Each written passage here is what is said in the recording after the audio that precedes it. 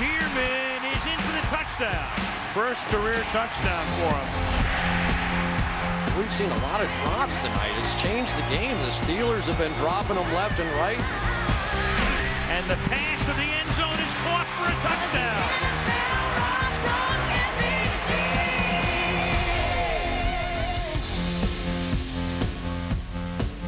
And you can follow your favorite team all season long. Go to iTunes.com/NFL. And halftime score, 14 apiece. As we come back to Cincinnati, Al Michaels, Chris Collinsworth, and Michelle Tafoya, who will be checking in shortly. Tate to run back the second half kickoff for the Cincinnati Bengals. Like it always is when these two teams get together, especially here. It just seems to always go down to the wire.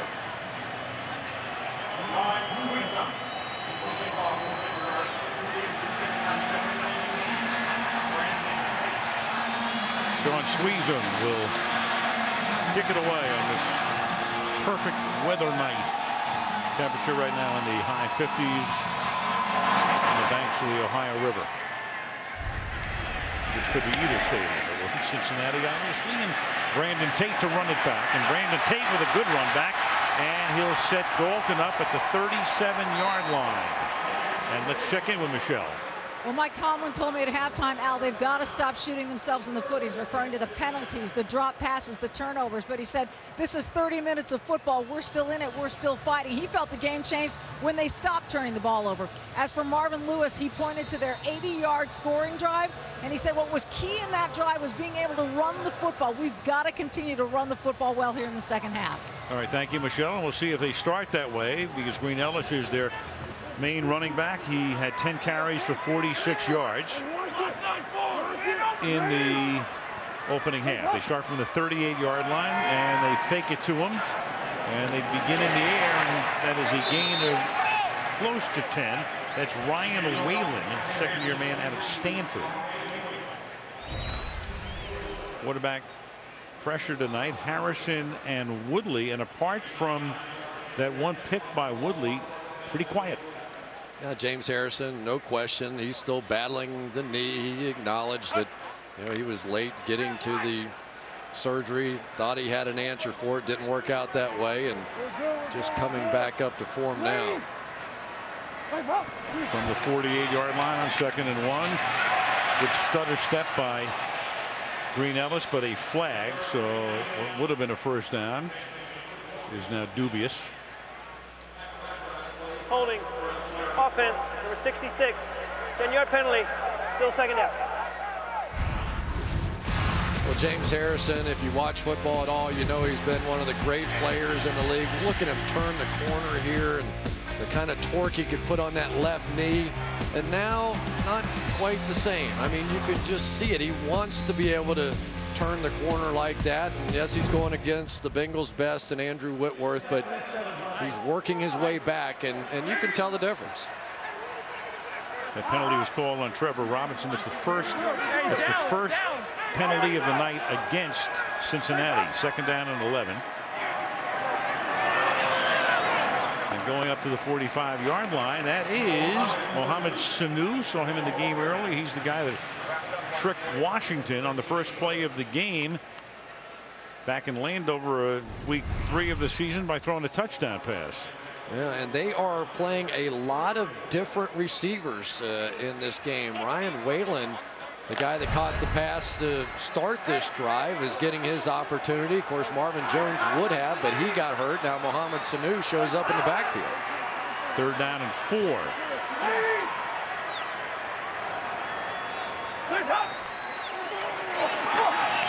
And on a slant, that's caught, and there is Sanu showing up again, taking the ball to the 40-yard line, tackled by Curtis Brown, the rookie out of Rutgers. Sanu picked in the 3rd round, a gain of 17.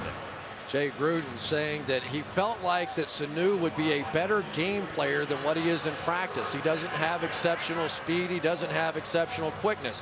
What he does have is a lot of strength, a lot of heart, and when he gets his hands on the football, he is a difficult guy to tackle, and you saw a little bit of it there. 39-yard line.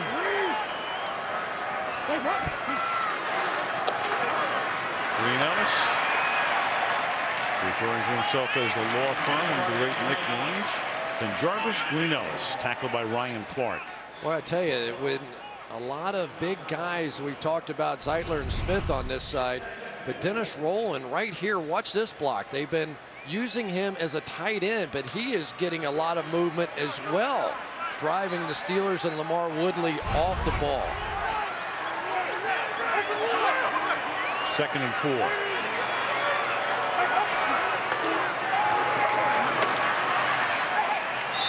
And once again, Green Ellis, little pushy shovey there, and let's check in with Michelle again.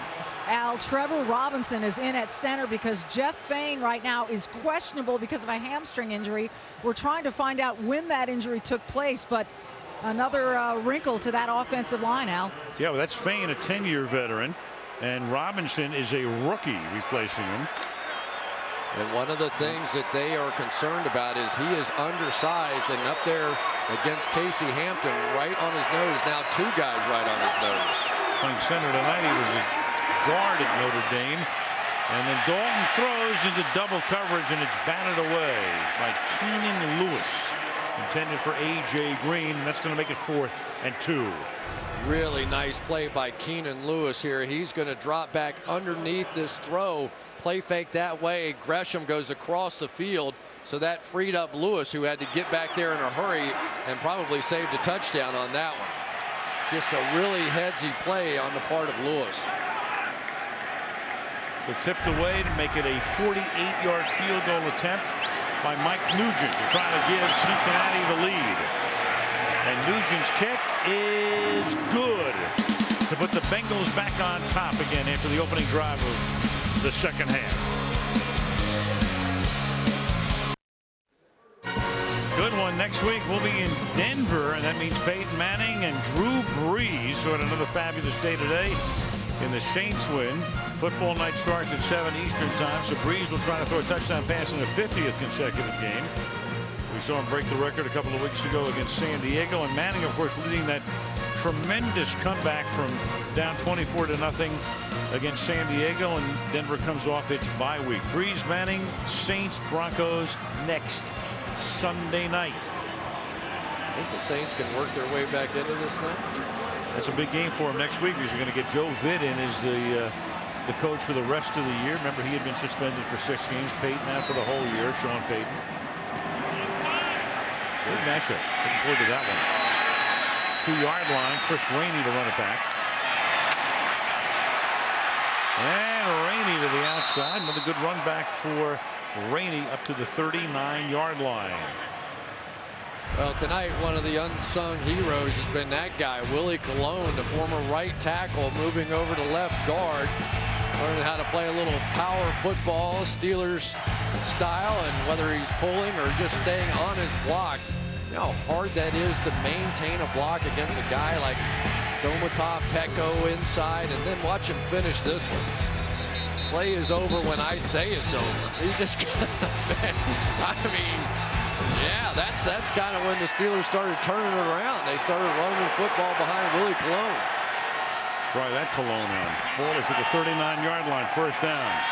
Roethlisberger over the middle, and that is caught into Bengal territory. That is Antonio Brown. Gain of 18 and a first down. You know, Antonio Brown, when he makes a break, you can't keep up with him. Watch him make this cutoff, Pac-Man Jones, and just create that kind of separation. He is a punt returner, kick returner extraordinaire, and if you don't get on him and get him stymied a little bit at the line of scrimmage in space, I haven't seen anybody cover. Give him 20 yards in your fantasy league on that reception. The ball is at the 41-yard line. And they give it to Wallace on the end around. He's got Miller, among others, out in front. Breaking tackles and a well-designed play to pick up a first down to the 28-yard line where Burfict stops him. That's their old play where they are going to bring their tight end Heath Miller across, but this time he loops back around to the other side and plays lead blocker, so they get that bunch formation, and then because of the fake play away, able to sell the defense to take a step that way, and then Miller is still able to get in front. From the 28.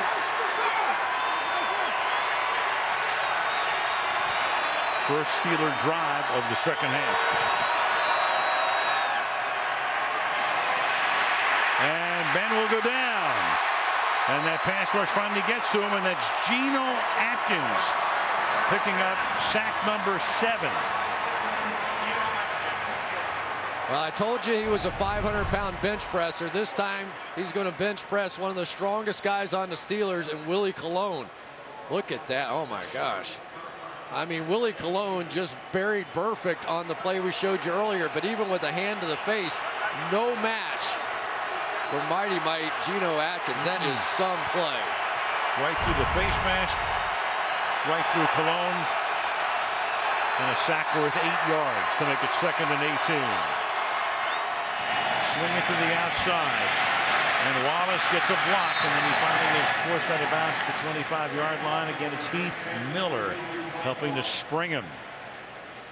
Well, we've seen Heath Miller score the touchdown, but tonight I think his biggest factor has been blocking. Not only has he been helping Mike Adams on the outside, that sort of athleticism to be able to take on a corner like Terrence Newman and just kick him out of the play. 3rd and 6. Rainey back in.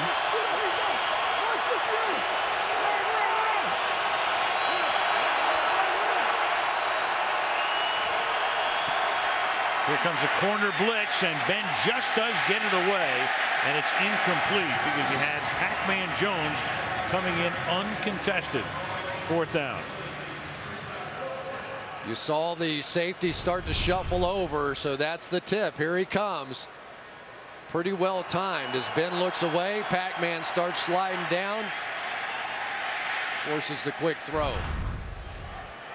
So now to try to tie the game, here's Sweezum, good from 42, good from 47, and this is another 42-yarder.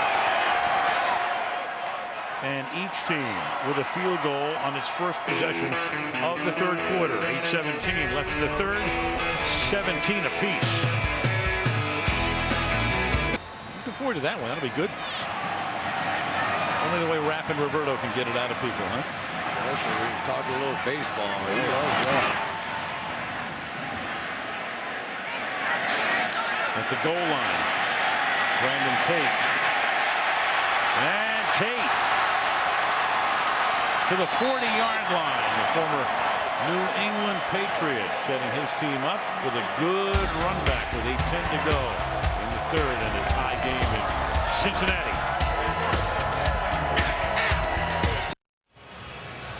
When you're 75 years old, as Dick LeBeau is, and you've been around for 54 years, you've seen everything. Dick LeBeau was actually drafted by Paul Brown of the Cleveland Browns, and then went to Detroit, and all he did there was play well enough to eventually wind up in the Hall of Fame. His coaching career, Philly, Green Bay, Buffalo. He was the defensive coordinator on 2 Super Bowl teams here. He was the head coach here before Marvin Lewis took over, and there he is, Dick LeBeau, the tremendous defensive coordinator of the Pittsburgh Steelers, and a heck of a guy. At the 39-yard line, first down. So Paul Brown made a great move by drafting him, and a terrible move by cutting him. Straight to the Hall of Fame, that guy, right? And this is Another good play. Keenan Ellis. Keenan Lewis making the tackle. Keenan Lewis. Back to back. Keenan Lewis saved the touchdown on the last play to A.J. Green, and then comes up and makes this tackle in the backfield. So come right off the edge here. Well, I tell you, it's one thing that when you talk to Dick LeBeau, he talks about the tackling of his cornerbacks. He thinks Ike Taylor is the best tackling corner there is in the game. 2nd and 10, 39-yard line. Right through the hands of Green Ellis.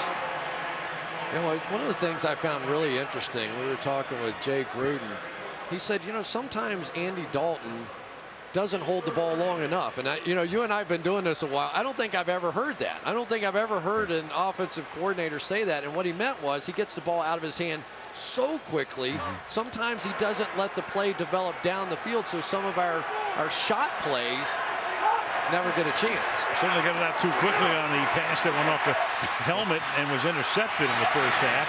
And that one gets batted by Ziggy Hood. And a flag is down back at the 32-yard line. 2 penalty flags. Right in the same neighborhood here. Well, Larry Foote got held. Offense, number 30. That penalty is declined.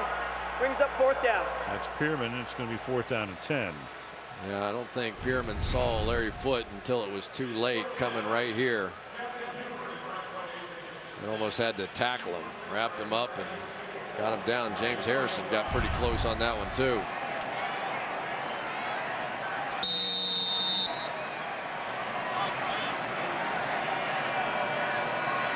Kevin Huber is the punter. Antonio Brown is back at the 15-yard line.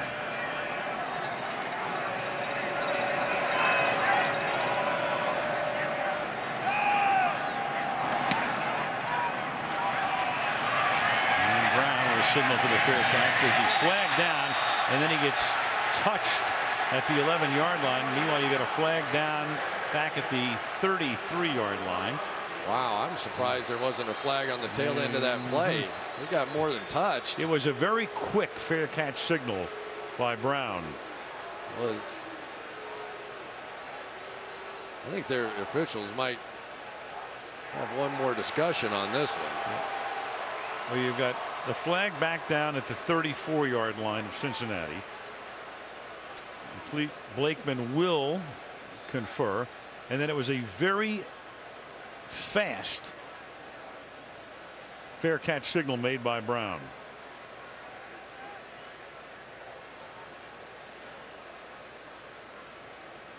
Here's Curtis Brown on Hawkins, reaching and grabbing here. And watch the signal here by Brown. Oh yeah. You're supposed to extend that hand. So we kind of have a half-hearted thing. It's like, I'm gonna run this back, and you've got the gunner out there tied up with a blocker, so he didn't see it. Yep.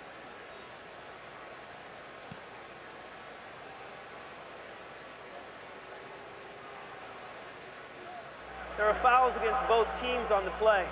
Personal foul, kick catch interference against the kicking team. We have a holding 57 of the receiving team.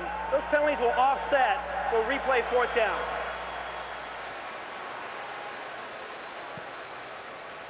Well, so back we come. But you're right, though, Chris. It should be an extended arm. Meanwhile, let's take a look at what's happened today to just kind of set up the AFC North coming in. Baltimore had a chance to really put a lot of distance between themselves and these two teams, but they were routed by the Texans today, 43-13. Indy beat Cleveland, so Cleveland not a factor right now at 1-6. And the winner of tonight's game is going to be in much better shape than the loser, because especially if it's Pittsburgh to lose the game, that means they'll miss a golden opportunity to pick up ground on the 5-2 Ravens. Now Brown takes this one at the 9-yard line, and Pierman makes the tackle at the 17-yard line. There's 7:05 to go in the third quarter. 17 all.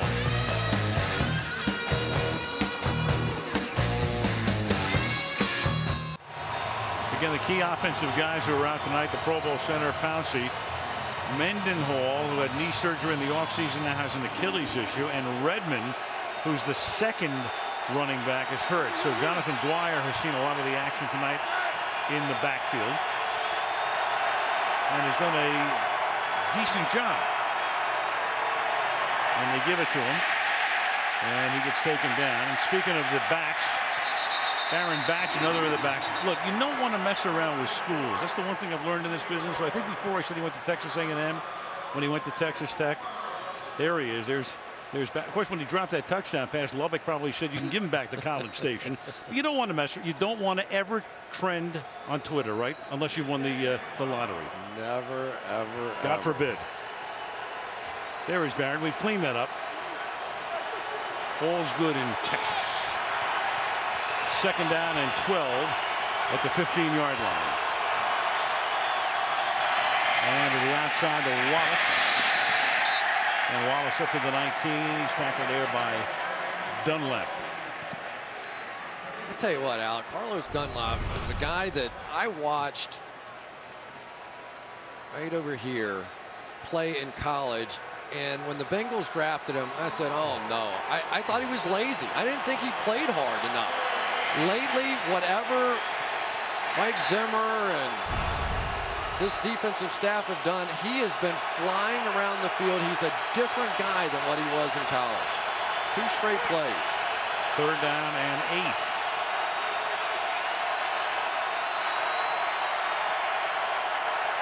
And Roethlisberger, as the play clock expires, gets it away. And it's going to be a little short of the 1st down. That's Wallace trying to extend, but the official comes in to spot it just at the 26-yard line, short of the 1st down. Mike Zimmer deserves all the credit on this one. Look at this. They're going to show all pressure inside here.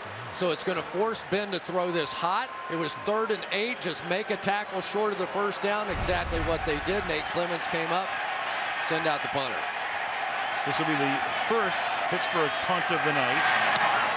And Adam Pac-Man Jones is back to receive this kick off the foot of Butler. And Jones spinning and trying to stay alive. The flag goes down. It's tackled finally by Paulson.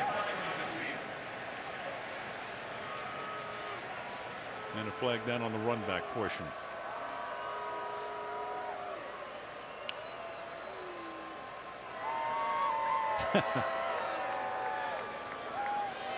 I'm all for that one. Hines Ward deserves it. During the return, illegal block in the back. Return team number 12. Penalty is 10 yards from the end of the run. 1st down. Mohamed Sanu. 5 minutes left in the period. Tied at 17. I gotta say. And another man who was upset. Wasn't much of an upset. That's a good-looking football team out there. Got to give them credit. 28-game winning streak, though, comes to an end. 1st and 10. The ball is at the 14-yard line for the Cincinnati Bengals to begin this drive with Green Ellis taking it up to the 20-yard line. So the 2 rookies from last season picked in rounds 1 and 2. A.J. Green, 4th overall pick, and then Dalton, 35th overall, picked in the 2nd round. And you take a look at all the most by players drafted in 2011 in terms of catches on one side, passes on the other, TD receptions, TD passes. But tonight, Green has been targeted 3 times. He's caught 1 pass, and that was a touchdown. 2nd and 4. So the Steelers doing their job on him, and the pass intended for the tight end Gresham is incomplete. 3rd down. Well, the Bengals knew that the Steelers were going to try and take away A.J. Green, and this time it was Ike Taylor out there on him. Ike Taylor had a tough game against Tennessee. Quite a few penalties in that game. Gave up some touchdown, but tonight against one of the better young receivers in the game, Ike Taylor has been good. 3rd and 4.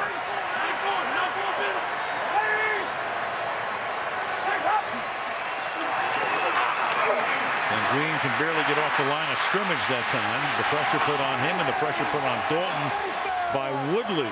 So that Steeler defense, which has been, as we said at the very top of the show, kind of the issue in Pittsburgh, up to the task here tonight. Well, here comes Woodley off the edge over here. Really pretty good protection up front. You can't say anything about that. But when Andy Dalton pulled that thing down, he went back to the single receiver side instead of the 3 receiver side and just didn't have any options over here. Huber's 3rd punt of the night is a line drive that's hauled in at the 42-yard line by Brown. And Brown still staying on his feet, but another flag is down to the 37-yard line. So that'll be another good run back that gets negated. Antonio Brown's had about 100 yards of returns negated tonight. What a run that was, though. People really underestimate how strong he is. Holding. Return team, number 24. 10-yard penalty from the spot of the foul. First down.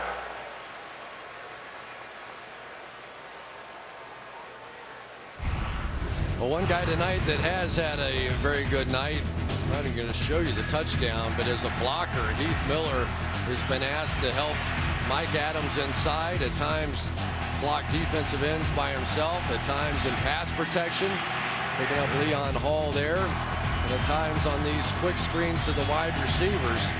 A lot of roles. When you talk to people within the Steelers organization, they don't think there is a better tight end anywhere in the game. When you're talking about a complete package, a guy that blocks, catches the ball, and makes big plays, it's Heath Miller.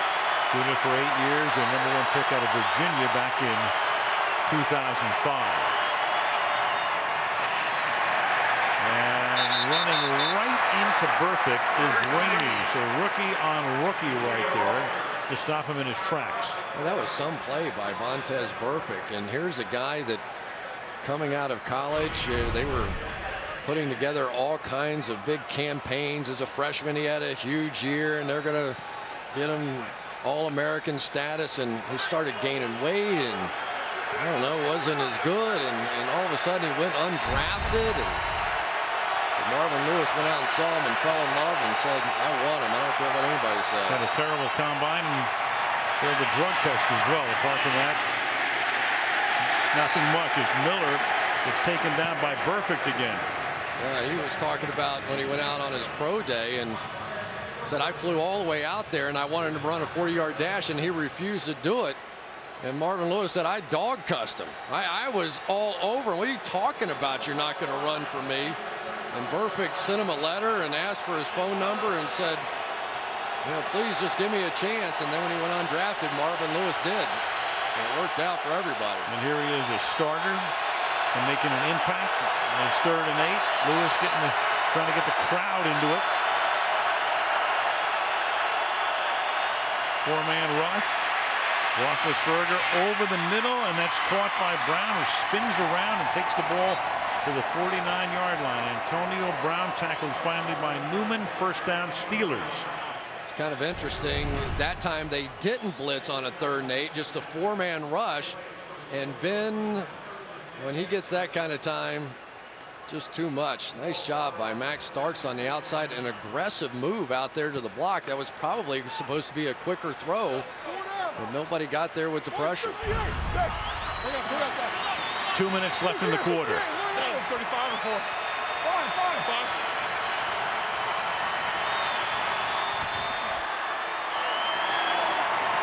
And they'll run it.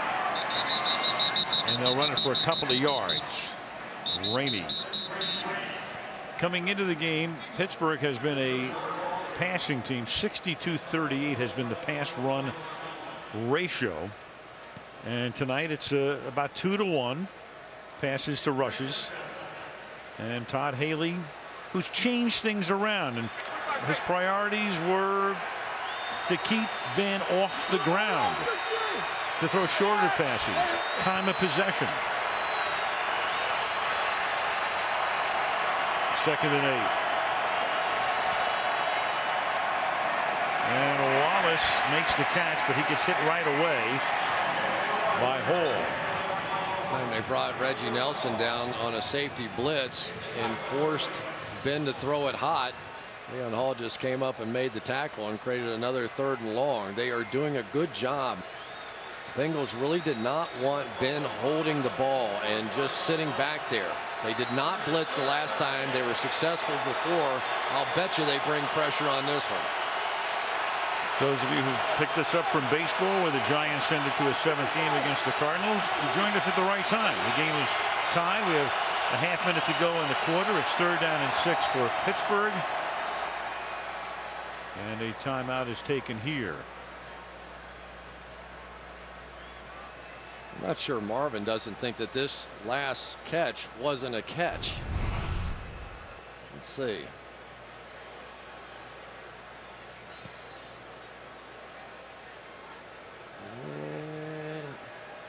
He's going to say, you know, the whole take it all the way to the Cincinnati ground. is challenging the ruling on the field that the runner was down by contact prior to losing control of the ball.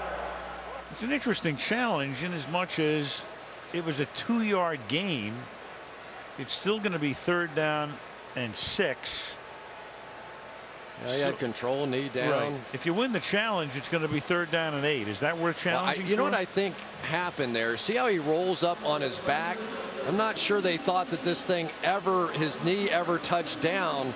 So now when he was lying on top of Leon Hall and lost the ball, that would have been, you know, whatever, that whole thing. So maybe that's what they're thinking.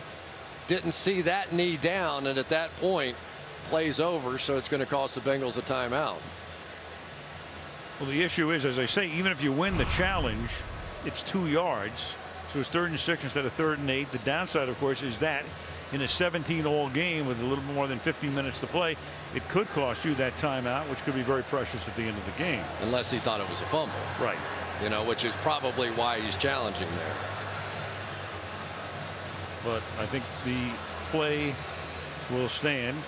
And again, for those of you who picked us up late, very big game. Baltimore loses today, so each of these teams has the opportunity to pick up a very important game in that AFC North. And you have to begin to wonder about the Baltimore Ravens at this point too. Ray Lewis out, Ladarius Webb out.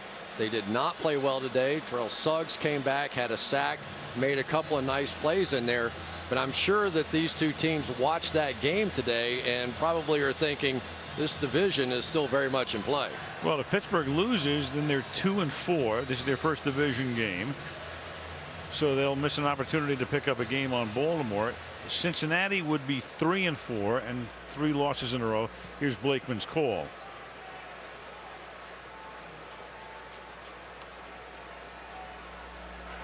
After review of the play, the ruling on the field is confirmed.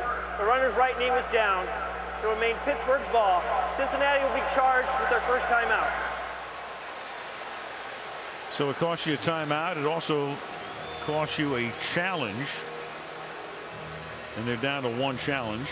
That normally doesn't come into play, but you never know. Yeah, one of the problems, you know, we're talking about blitzing and making them throw hot and all that kind of stuff here. But now if you blitz and make them throw hot, before on 3rd and 8, they were just short of the first down. Here, if you throw hot and complete it, you're probably going to pick it up, needing just 6 yards. Ball at the 45-yard line, 3rd down and 6. Mike Zimmer, the defensive coordinator, watching his troops line up 6 guys along the line of scrimmage.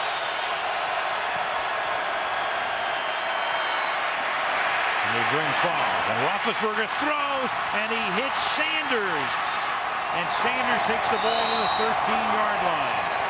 And the Pittsburgh Steelers, as we've mentioned a couple of times tonight, leading the league in 3rd down conversions. And it barely matters whether it's certain short, 3rd and long. They've been so proficient at moving the chains, and they do it here on the final play of the 3rd quarter, a gain of 31 yards. End of 3, 17 all. Sunday Night Football resumes after these messages.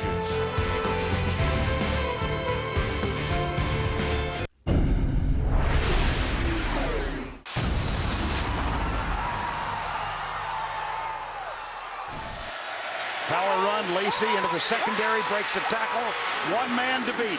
Does a little inside move. Now he's got another man to beat, and he's got the angle. Edgar Lacey in for the touchdown. 73 yards.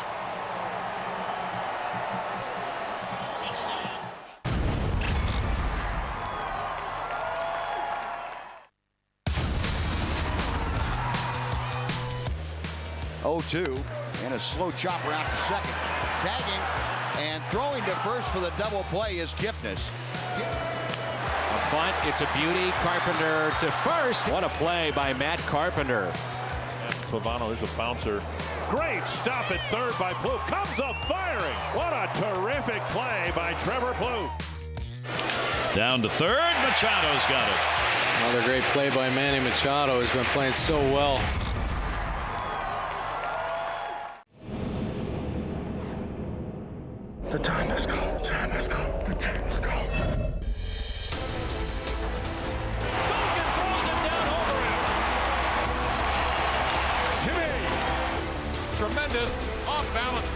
Ginobili.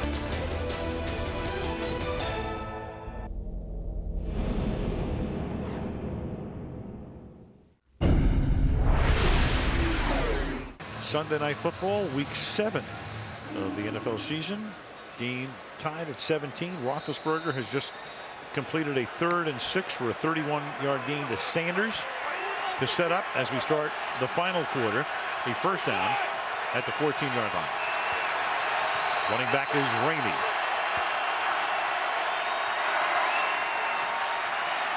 And a little short arm pass to Heath Miller, who picks up 3 yards to the 12-yard line. One of the interesting things is that when Chris Rainey is in the game, the Bengals have basically stayed in their 2 deep safeties.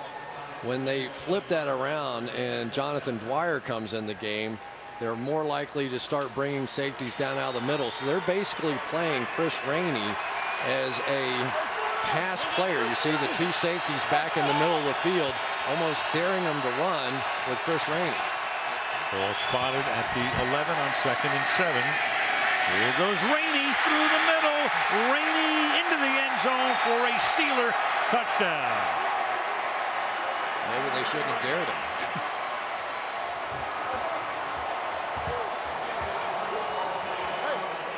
67 yards, 8 plays, and Rainey takes it in for the lead. 2 safeties playing back in here, and then you're going to get Heath Miller on this little kick out block, just perfectly executed. Good read, good play calling that time on the part of Todd Haley, understanding what the Bengals were trying to do defensively.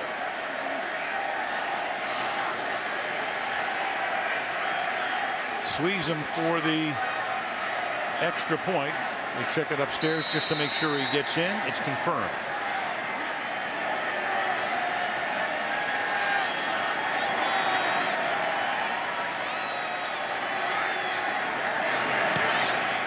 And the kick is good. So Rainey's first NFL touchdown is a big one. 24-17 Steelers.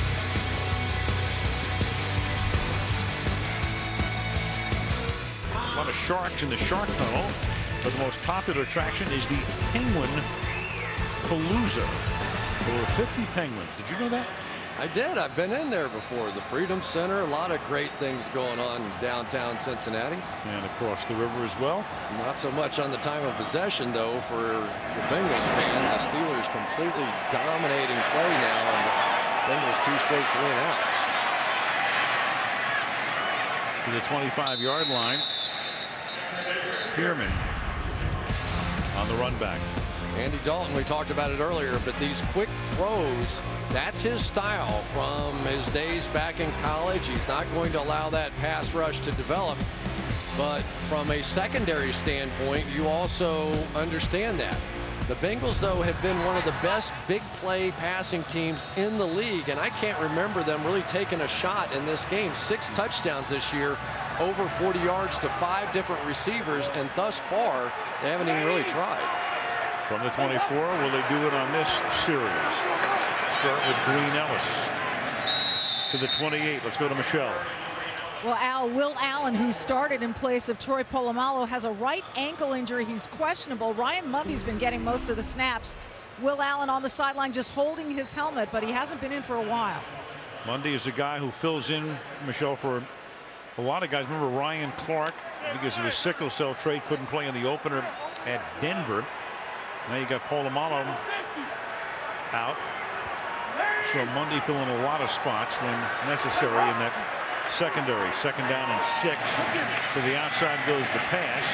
And that's Ryan Whalen who picks up a first down.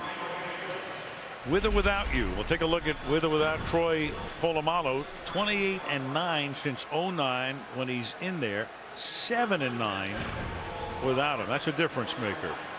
They allow about 15 points a game with him and 22 without.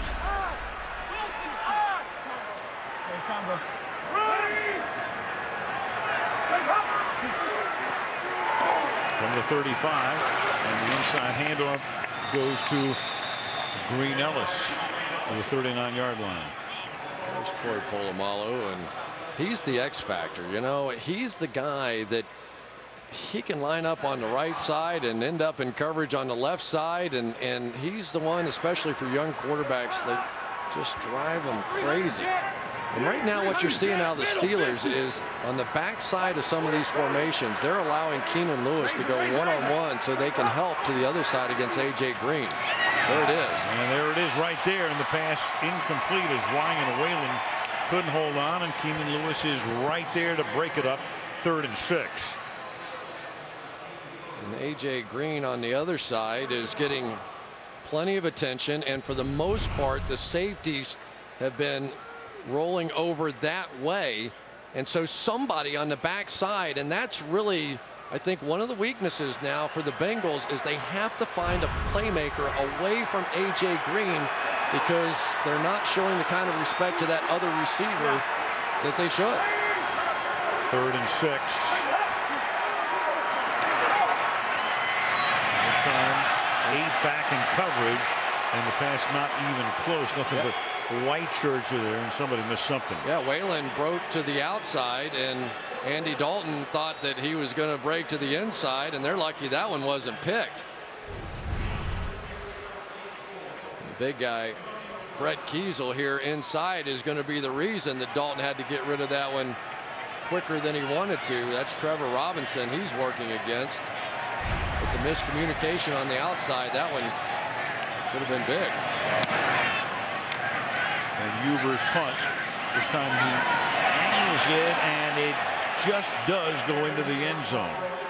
Hoping it would go out inside the 5, but it didn't happen for the Bengals. Ball at the 20 when we come back.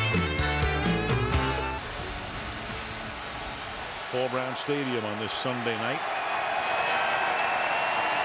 Pittsburgh at the 20, up by 7. Draw. Give the ball to Will Johnson, the fullback, and that's his first carry of the night, gain of 5. You know, Al, this is the point in the game now when I'm sure Steelers fans are maybe longing for the old days. They've blown some fourth quarter leads, and Ben Roethlisberger had a team meeting this week and basically said, hey guys, listen, quit relying on the defense to win games in this situation. We have to take off, have some long drives, run out the clock. It's on us, not on our defense. 2nd down and 5. Every game Pittsburgh has lost this season, they've had the lead in the fourth quarter. They have it tonight. Here's Dwyer. Ben, in pregame, exhorting his offensive linemen, and among the things he said one game, and he told the group this week, he said, hey guys, we have 11 games to go. 11. So we're 2 and 3. We have 11 to go. Well, this is where he's been brilliant tonight and really all season. On 3rd down and 4 or 5 here, he has made plays and won the game to this point. Can he do it again? 3rd and 4.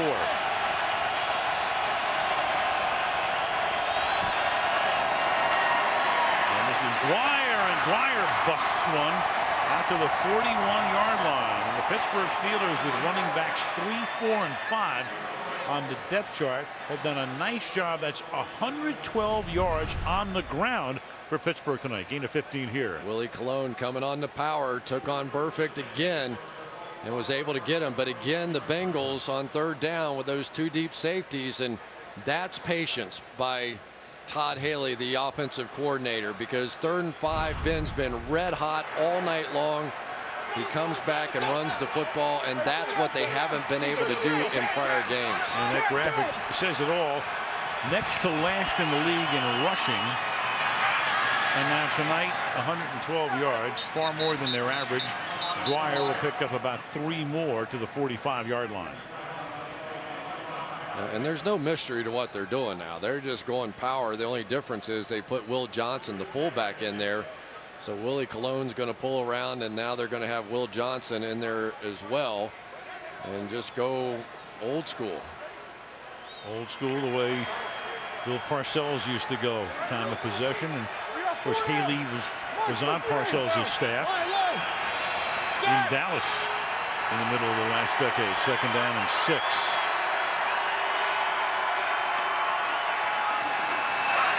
Pressure put on, and Ben is able to slide away, and then the pass out here for Johnson is caught at the 47-yard line. That sets up a 3rd down and 4. Well, Jonathan Dwyer just saved the day on that one. Chris Crocker is going to come flying in here, and I thought he was going to end up with a sack on the play. And watch Dwyer come in and just upend him to give him just enough time to get that ball out.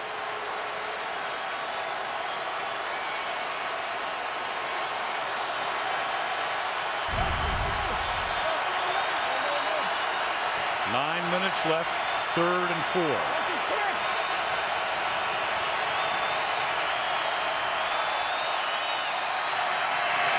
And Roethlisberger throwing, and that pass is out of bounds. Antonio Brown coming down out of bounds, covered by Newman. 4th down. Well, they took their shot down the field, got the one-on-one that they wanted. But Terrence Newman so far this year has been the best corner. He had the shot for Heath Miller going across the field. I think might have been able to pick up the 1st down, but Ben took the shot. Drew Butler, a rookie, to Brandon Tate. And Tate makes the fair catch at the 13-yard line. Dalton goes to work from there. The Bengals down by 7 at home. Mike Tomlin has never been 2 games under 500. Take a look at that. George Allen was never 2 games under 500. The great George Halas would be 2nd on the list.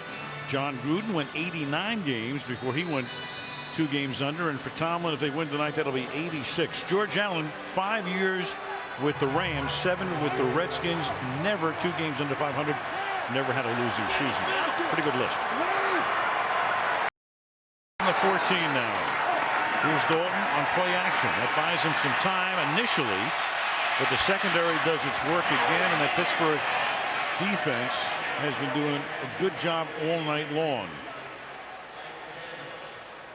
Well, I don't think the Steelers are too concerned on the outside with Ryan Whalen over there. But here's this side, and A.J. Green is one of the best vertical receivers in the game, and they have yet to take their shot. At some point, I know Ike Taylor's having a good game, but he had a lot of pass interference calls in his last game. You have to give A.J. Green a chance to go up and simply out-jump him. Now they're rotating the coverage over his way. Gives him a 9-yard cushion here, does Taylor, and then the pass is caught at the 21-yard line over the middle by Whalen. One of the big differences, of course, with these teams is that Pittsburgh has Wallace, and they also have Brown, and then you got Miller. Dalton has Green, and then you're looking for that second guy. And take a look at that, all the short passing done by Dalton tonight. Yeah, 0 for 1 over 21. But what they're doing now, Ryan Clark, the safety, very clever play on his part. He's been in the middle of the field, but he's walking late towards A.J. Green and telling Andy Dalton, don't even think about it, and then going back to the middle of the field so he still could take the shot. Which he just did right now. Sets up single high, and the pass is batted away, and that is Ike Taylor batting it away from Green. Taylor is a guy who would be in the crosshairs a lot, and that's always going to be the case with a cornerback who always winds up with the other team's #1 receiver. This is a tremendous play. It's 3rd and 3. He jumps all over the route because he's really no longer concerned with getting beat deep. And you know, as a receiver, I think it gets frustrating after a while if you don't get the opportunity to back those corners off. So a 3 and out and a quick 3 and out and a low bouncing kick that will roll out of bounds at the 32-yard line. Halfway through the 4th quarter, with the Steelers leading by a touchdown. Yep, Ben Roethlisberger once looked like that. Born in Lima, Ohio in '82, went to Findlay High School, Western Ohio, and from there down the road to Miami of Ohio, not far from here. 01 through 03, drafted in the 1st round with the Steelers in Ohio. In other words, against the Bengals and the Browns. 14-2 in the Buckeye State in the regular year. 1-0 in the playoffs. That win coming here in 05 on Pittsburgh's way to a Super Bowl title. From the 30-yard line on 1st down, here's Dwyer, who's been a workhorse tonight.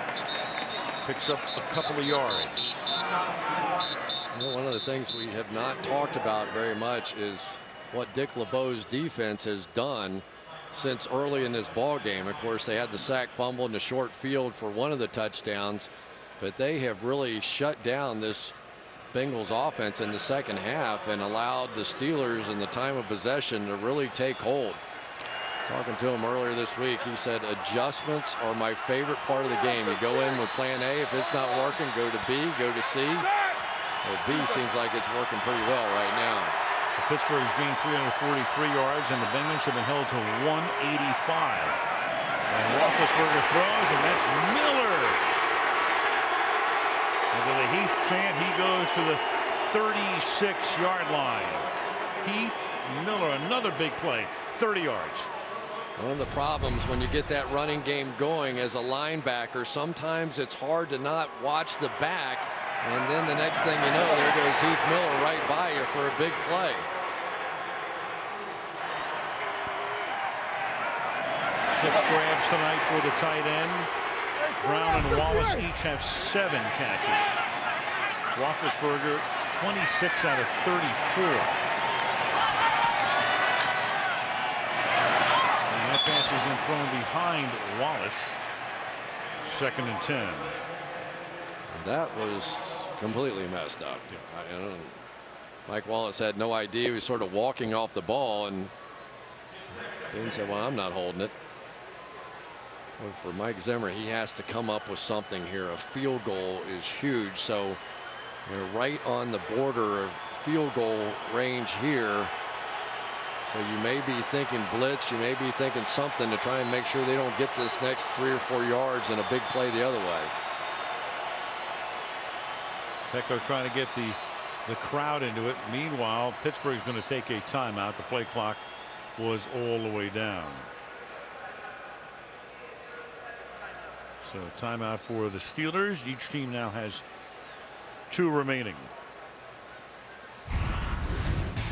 Got to give this reshuffled offensive line of the Steelers some credit. They've given up a couple of sacks, but they've helped Mike Adams over on the other side. And for the most part, remember, the Bengals had 20 sacks coming into this game, which ranks 2nd in the NFL.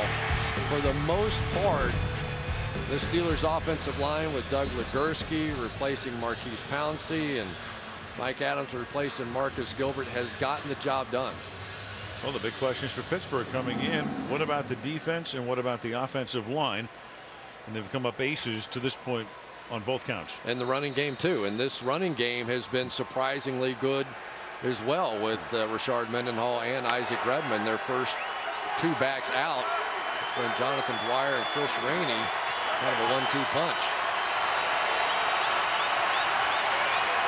2nd down and 10. And then under pressure, and Ben will go down. Michael Johnson will take him down at the 38-yard line, and that will go into the books as a sack. Now Max Starks had to go out to get Dan Scooter, the linebacker, and that left Willie Colon having to come in here and take care of Michael Johnson, which he could not on that spin move. But that was a big play, because now you've got to think the Steelers, at least from here, probably would not kick a field goal. And now a late injury. You could tell Ben was late in getting up, and they were surrounding him. Of sorts. And then you got Emmanuel Sanders is also down. So you had Ben at the bottom, and then you got Sanders getting the injury timeout. Now, all I know is that Emmanuel Sanders was in the huddle. I'm thinking the same thing. Yeah, hello? He's not looking like he's in too much pain now. Right. And then, oh, boy, here comes the cramp. Right. And he goes down, so now they don't have to burn the timeout. Yep. And that is a savvy play, let's call it that, on the part of the Pittsburgh Steelers. Well, yeah, but our cameras are everywhere, and we'll see how savvy it is in the league office tomorrow. I don't think they care. If they get to keep their timeout, they're probably willing to pay for it. Right. But you get Ben went down. He was slow in getting up. They were surrounding him, and it's almost as if somebody said, hey, somebody's got to come out of the game. So there goes Sanders. Okay.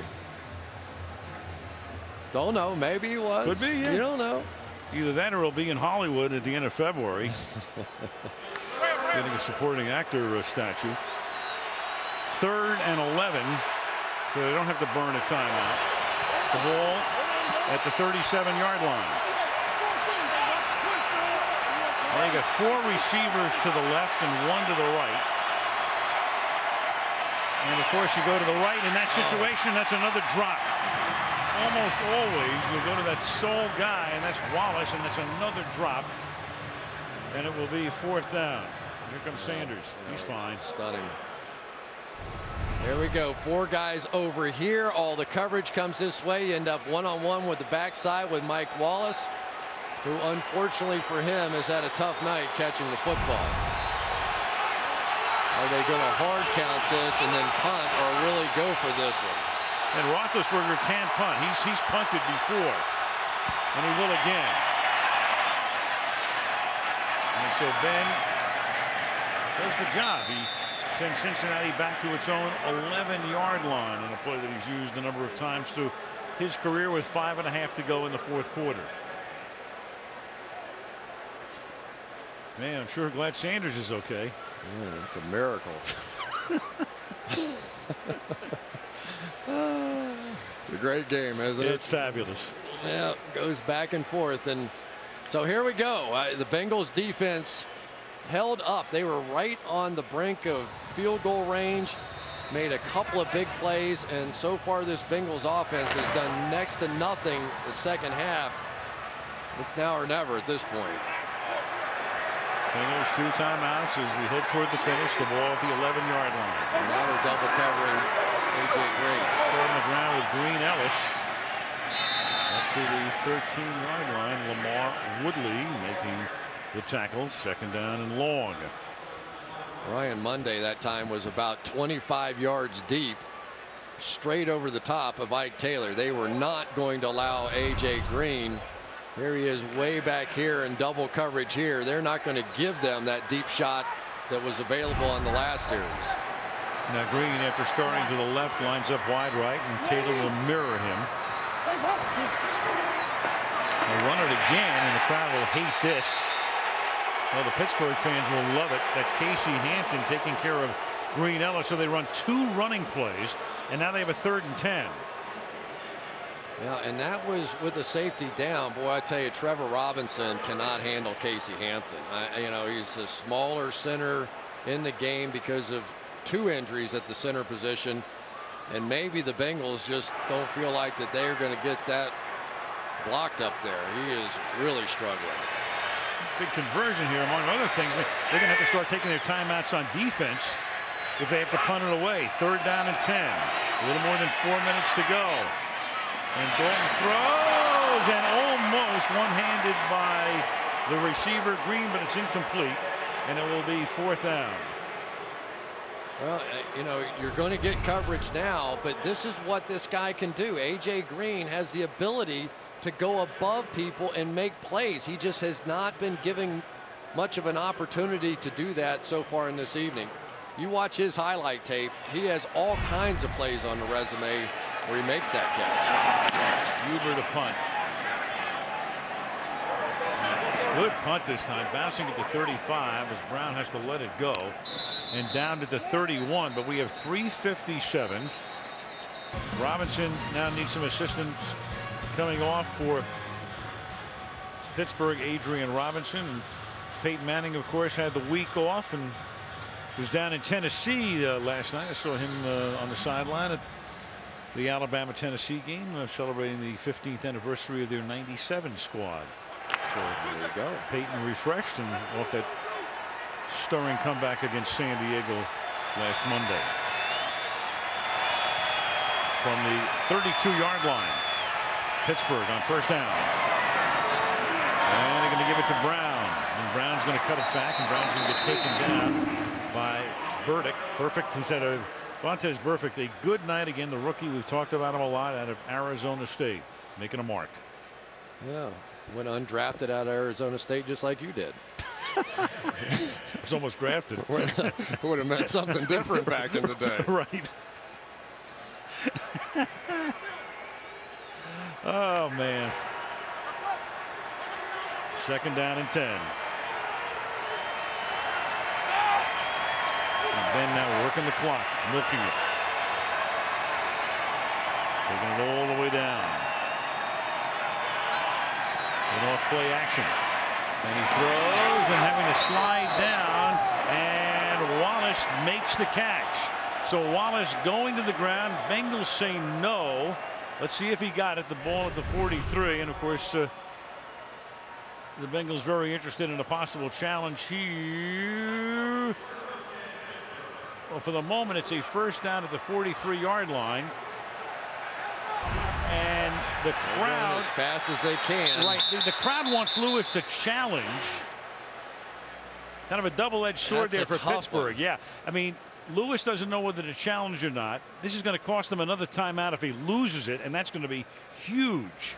Cincinnati is challenging the ruling on the field of a completed pass for a 1st down. All right, this is very close. I mean, we saw the replay, but there's a lot in play here, including a loss of a very important timeout.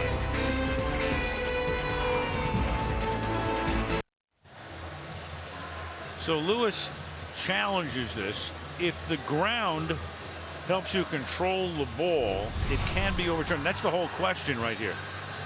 He gets his hands underneath, and then as he goes down, does the ground help him control the football and keep possession of it? Remember, they changed this rule a lot of years ago after the Bert Emanuel play in a playoff game, Tampa Bay against St. Louis, and that's exactly what the situation.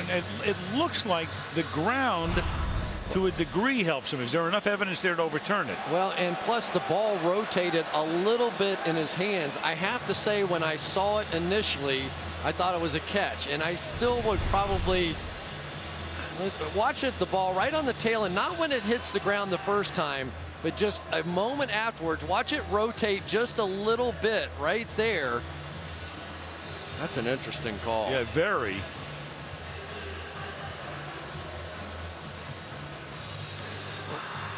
I mean, this could go either way.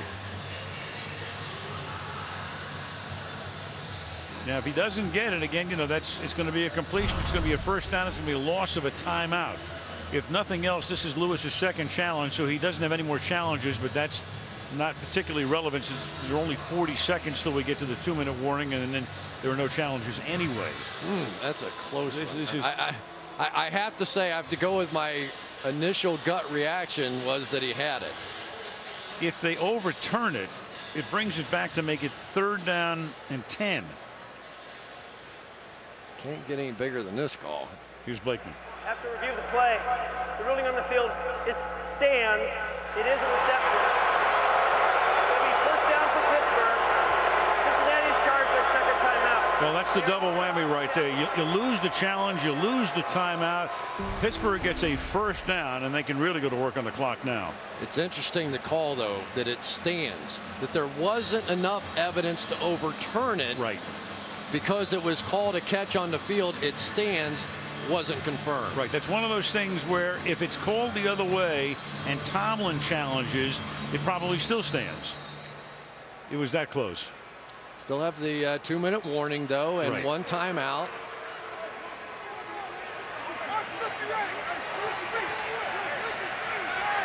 And Ben back up there in a game that's a 7-point game. Pittsburgh has done all of the scoring in this half, and there goes Dwyer, and he's going to pick up the 1st down to the Cincinnati 43-yard line.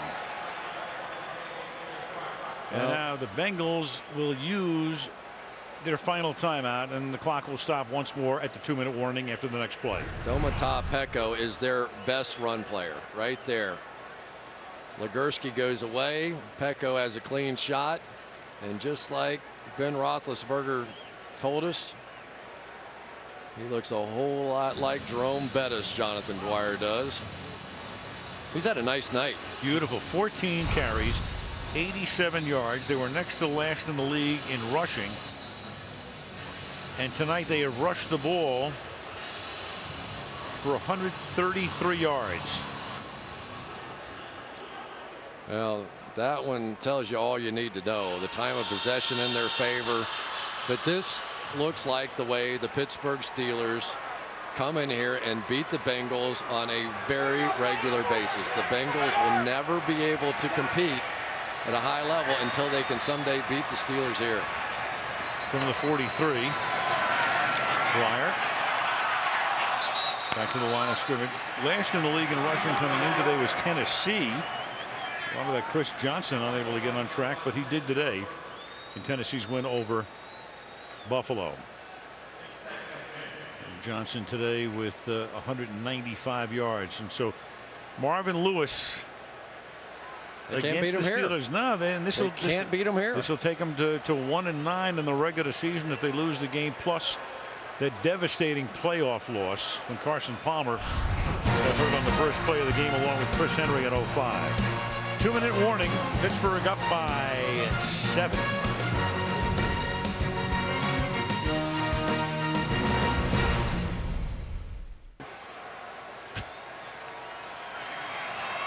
Anthony Munoz, where are you? Yeah, 2nd and 10. And Pittsburgh won a couple of plays, and at worst would have to punt with about 30 seconds left in the game.